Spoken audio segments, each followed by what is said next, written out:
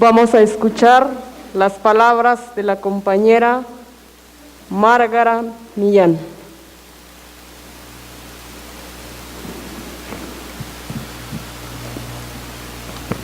Gracias. Es un honor para mí estar aquí, rodeada por estas mujeres, por todas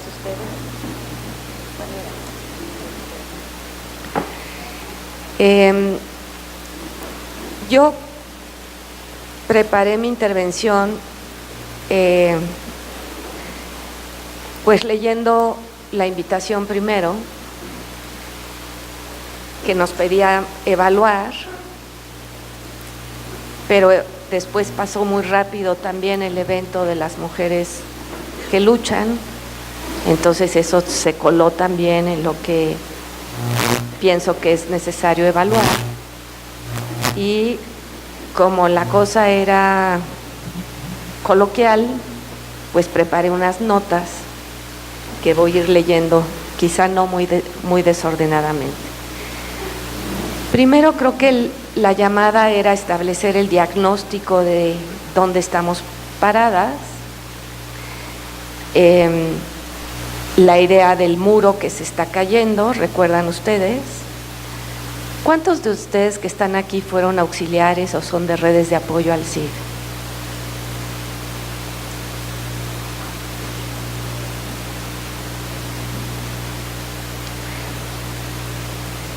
Entonces, recuerdan que la invitación era pues esta imagen de la familia feliz, ¿no?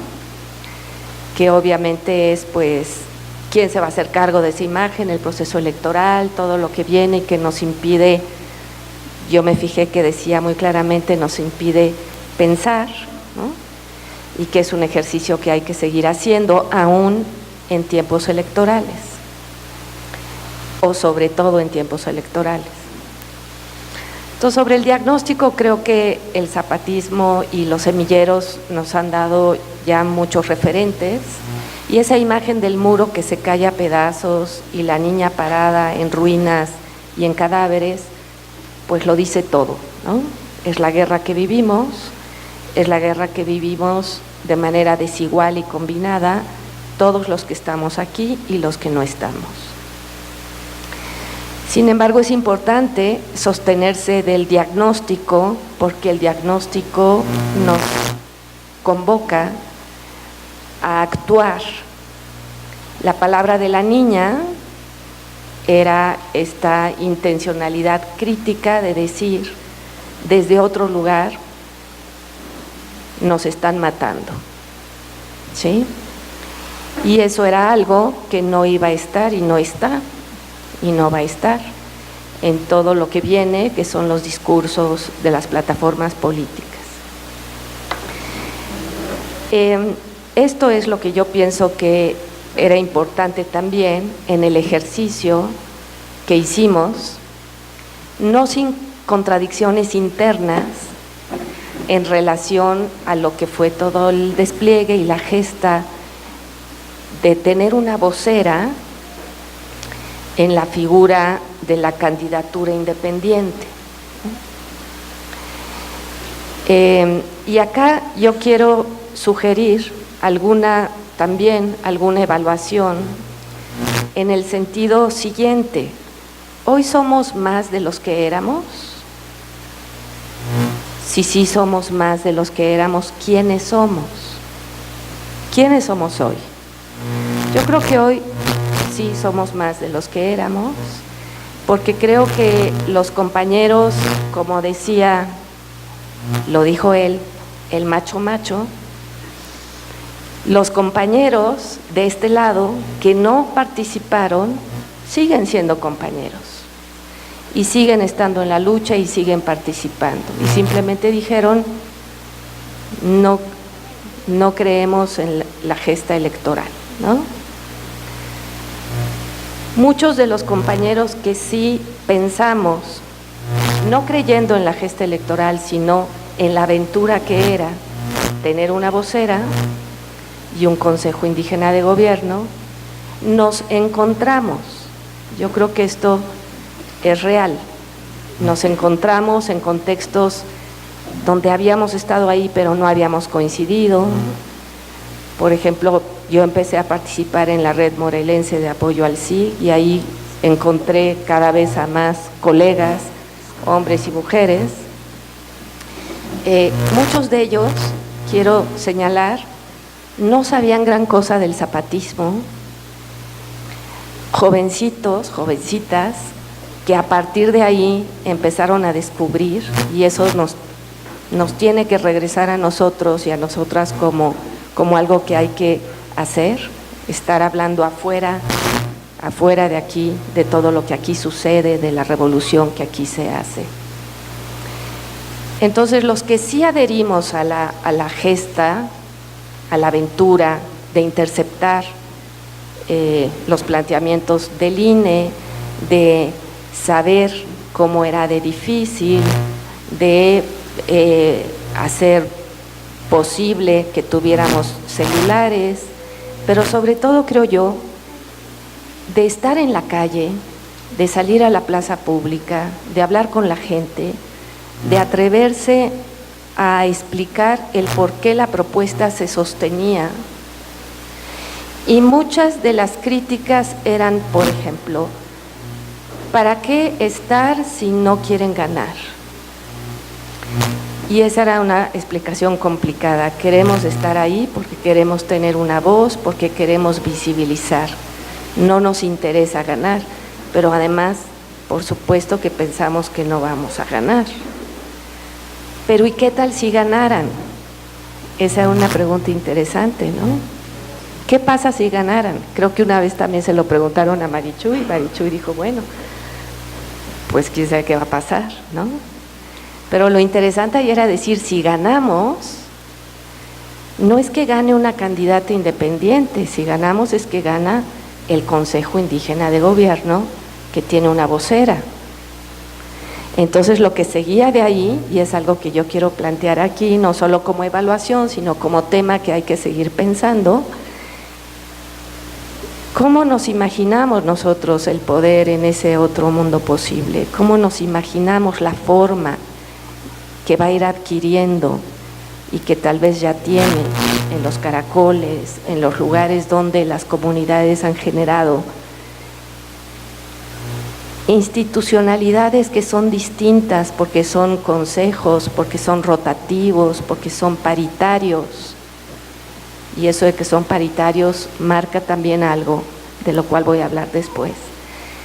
Esa discusión que se podía establecer así en la calle con cualquiera que decía, bueno, pero ¿y si ganan qué pasa? ¿Realmente gana una candidata independiente? ¿Cuál es su programa? ¿Qué va a hacer Marichuy? No, lo que gana es otra forma de pensar que nos podemos gobernar y autogobernar. Y lo interesante es que esto ya pasa en algunas zonas de este país y de otros lados. O sea, no estamos soñando, estamos haciendo síntesis de una experiencia que va de lo pequeño, de lo regional, pero que puede proyectarse. Esa discusión le interesaba a muchísima gente, de todo tipo, a señoras, amas de casa. Bueno, yo tuve hasta personas que se confesaban siendo desilusionados priistas, que ya no creían nada en la política. Por supuesto estaba esta idea de no creemos en la política. ¿Y por qué no creemos? Porque ahí lo que gana es el dinero, ¿no? Ahí lo que gana es el dinero. Entonces tuvimos, creo, muchos referentes de por qué la gente está desilusionada y de por qué engarzaba con una propuesta que no era la de un candidato independiente. En Morelos coincidimos con otros candidatos independientes en algún momento que se fueron a acercar ya al lugar donde nosotros teníamos, que ya era como nuestro lugar, y por supuesto que la discusión no era equivalente, porque lo que estábamos haciendo era otra cosa. Yo creo que esto hay que reflexionarlo. Yo creo que en esa evaluación también hay que pensar qué hacíamos cuando estábamos decidiendo intervenir ese espacio, salir a la calle y discutir estos temas con la gente de a pie. Finalmente están los que sí firmaron también somos esos. Y con los que sí firmaron, pues tenemos por lo menos una deuda, explicar qué pasó y qué sigue. Y eso lo estamos pensando en muchos de los lugares, ¿no?, donde nos organizamos para organizarnos para juntar las firmas, ¿no? ¿Qué hacer con aquellos que interceptamos y con los que dialogamos, que no conocemos y que sin embargo firmaron y tuvieron esa expectativa? Eso es otra cosa que yo creo que es importante hacer. Regresando a la idea de cómo fue posible que tanta gente se organizara, diera su tiempo, a veces daba su dinero o dejaba de ganarlo, estaba ahí, cuidaba el lugar. Yo creo que esto, digamos, quiero recuperar lo que acaba de decir el subgaleano sobre la gente decente y plantearlo de otra manera, ¿no? La crisis que vivimos hoy no solo es una crisis estructural del sistema, ¿no?, del capitalismo, sino también una crisis de las subjetividades. Es una crisis en donde la racionalidad neoliberal de que todo debe de tener un valor, un costo económico, todo tiene que hacerse para ganar algo, nos permea, ¿no?, corrompe todo tipo de relacionalidad. ¿Se acuerdan de esa imagen de las bolsas de resistencia que habían algunos de los comunicados? Es una imagen muy interesante porque las bolsas de resistencia no son solo territorios donde se resiste, sino subjetividades desde donde se resiste. Y esas subjetividades tienen que tener terreno, tienen que estar ancladas, tienen que tener referentes. Y son subjetividades que son generosas, que son solidarias, que son empáticas. Y eso se construye día a día en actos como lo que sucedió, como decidir que caminábamos juntos con el CNI, con el SIG, dando nuestro tiempo, estando ahí. Eso es otra, digamos, es otro guiño que hay que seguir, que hay que saber cómo se alimenta esa otra subjetividad que resiste en cada uno de nuestros espacios, porque yo creo que esto que se va descubriendo tiene después que aplicarse o que desarrollarse, no me gusta la palabra aplicar, sino tiene que florecer en otros espacios, ¿no? Bueno, quiero detenerme al final de esto, en la última parte que voy a resaltar,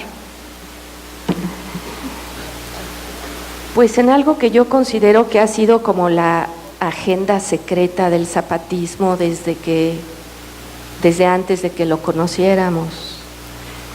Acá con Silvia Marcos y con otras colegas hemos pensado que el zapatismo tiene una agenda de género muy poderosa, muy fuerte, que es uno de los pocos movimientos sociales a nivel mundial que ha posicionado esa agenda no en términos retóricos, sino en términos prácticos, que nos ha interpelado, por ejemplo, a la sociedad mexicana, en el sentido de ¿dónde estamos las mujeres? ¿Por qué no participamos? Y si participamos, ¿por qué nuestra palabra no se escucha?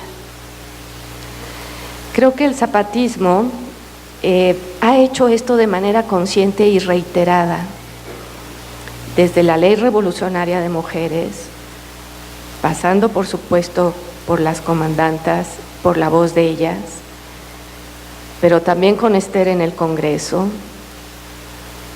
y por supuesto con Marichuy como vocera. Marichuy fue la primera sonajera de Tuxpan, tradición que pertenecía solo a los varones en esa comunidad, ¿cierto? Ese impulso que tenemos las mujeres de estar donde antes no estábamos, de preguntar por qué son así las cosas, pues es un impulso que nos hace generar cambios, y cambios en eso que quizá es lo más difícil de cambiar, que es la relación de género. lo que se llama el patriarcado. Ramona, en el año 97, en Oaxaca, cuando se estaba fundando la Coordinadora Nacional de Mujeres Indígenas, dijo: para llegar aquí hemos tenido que vencer a todos los que a los que nos ven como algo que sobra, algo que quieren que no exista. Hemos llegado aquí venciendo la resistencia de algunos de nuestros propios compañeros que no entienden la importancia de que las mujeres estemos participando de la misma manera que los hombres. No es casual, creo yo, que después de terminar el ciclo y empezar a evaluar la gesta de la convocatoria a la vocera, al Consejo Indígena de Gobierno, se convoque a las mujeres que luchan, claro, con este paraguas tan grande, ¿no?, deportista, artístico, musical, cultural, etcétera, ¿no? ¿Qué podemos aprender de ahí? La escucha a lo que las mujeres tienen que decir, no solo sobre sí mismas y sus subordinaciones, sino sobre el mundo, sobre todo, sobre cómo está organizado todo. Esa es la impronta, yo creo, que empezamos a poner como algo que tiene que delinear, tiene que marcar la política que queremos hacer.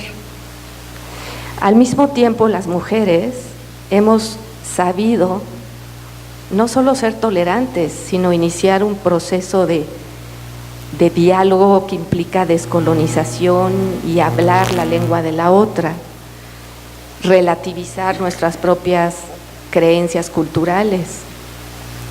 Creo que eso es algo que también tienen que hacer los hombres, los varones. Creo que la lucha de las mujeres nos dan principios.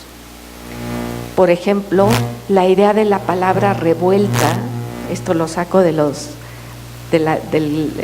comunicado conclusivo de Erika, donde dice: nuestra palabra está revuelta porque nos hemos mezclado las diferentes.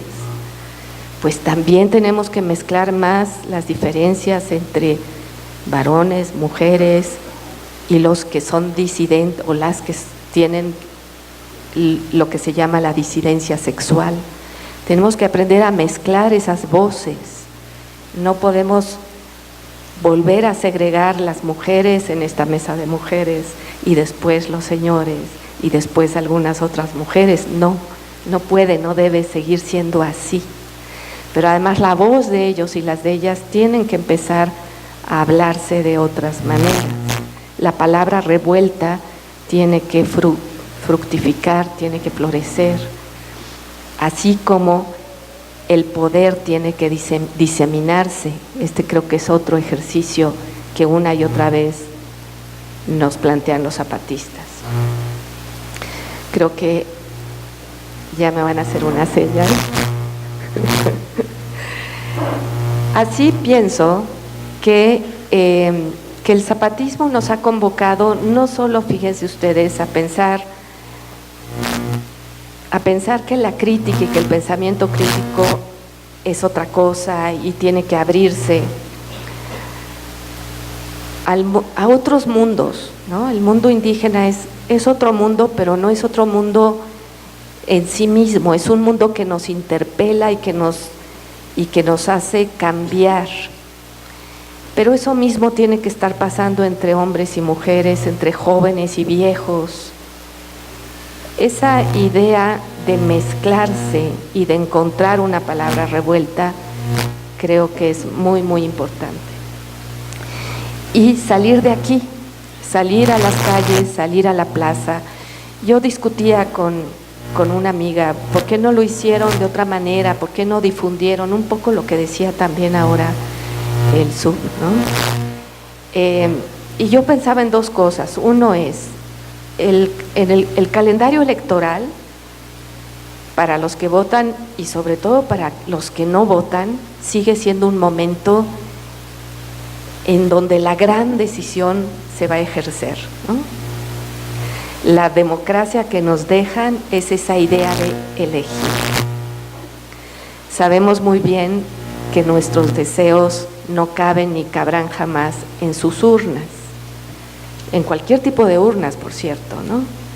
Porque los deseos son mayores que cualquier tipo de representación. Pero poder intervenir en ese tiempo, interrumpirlo y abrir un momento de pensar dentro de lo que se tenía que hacer, que era tomar partido, creo que valió la pena. Y creo que vale más la pena si lo hacemos con todas estas enseñanzas, pensando en que debemos de sostener una política mezclada, intergeneracional, no heterosexista, no autoritaria. Yo había hecho una una especie como de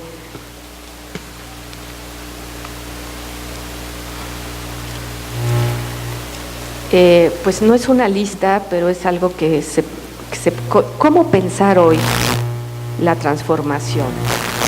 ¿Cómo pensar hoy la transformación donde, bueno, la idea de la revolución y la toma del Palacio de Invierno simplemente ya no va, ¿no?